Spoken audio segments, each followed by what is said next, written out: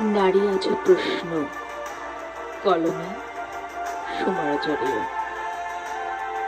আটি মার্চেলে ফুলের তরা, মঞ্চের আলো, বড় বড় ভাষণ,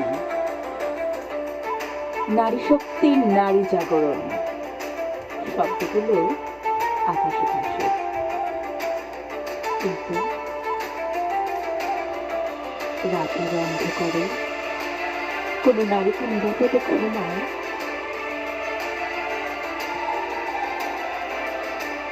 যদিও আজ চাঁদে যাচ্ছে নারী, সমুদ্র পাড়ি দিচ্ছে, নিজের স্বপ্নের মানচিত্র আঁকছে। হ্যাঁ, নারী এগোচ্ছে, কলম হাতে, স্টিয়ারিং হাতে, গবেষণাগারে, আদালতে, সংসদে। তবে প্রশ্ন থাকে, নারীদের কি সত্যি মানুষ মনে করা হয়? সমাজে, পরিবারে কি আছে সমমর্যাদা? শিশু থেকে বৃদ্ধা ধর্ষণের শিকার কি আজ নয়? স্বামীর হাতে ধর্ষণ, নির্যাতন, হত্যা, সেগুলো কি সত্যি থেমেছে?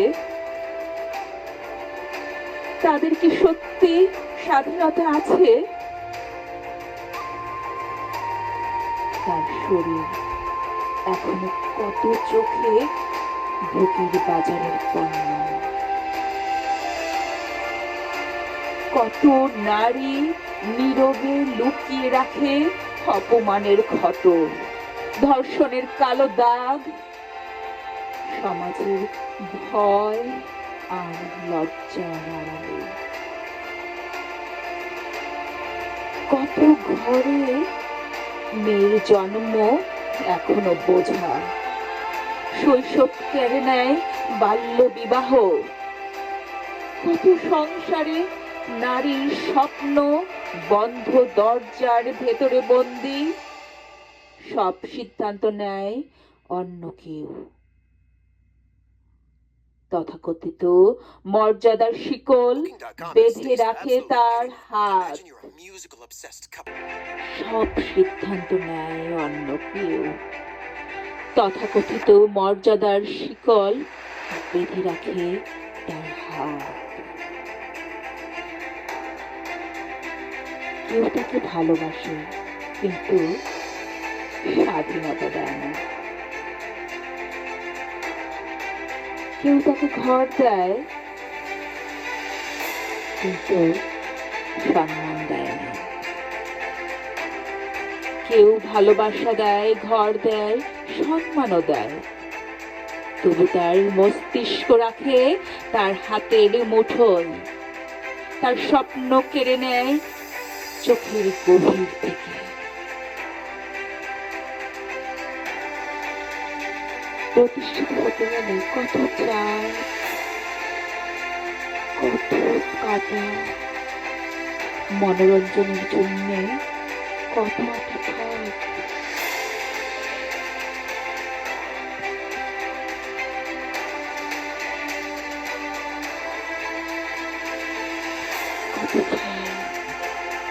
তবু নারী থামে না, অপমানের আগুন পেরিয়ে সে আবার হাঁটে স্বপ্নকে বুকে নিয়ে। কারণ নারী শুধু শরীর নয়, সে ইতিহাস, সে সৃষ্টির উৎস, সে সভ্যতার প্রথম আলো।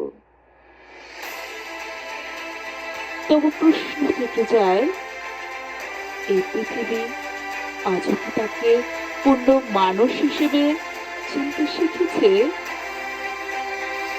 নাকি লোক দেখানো উৎসব, ৮ই মার্চের ফুল ঝরে গেলে সব সম্মানও ঝরে যায় নীরব অন্ধকারে?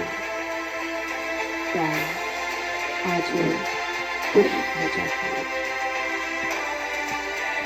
আজও প্রশ্ন জাগে, আজও প্রশ্ন জাগে।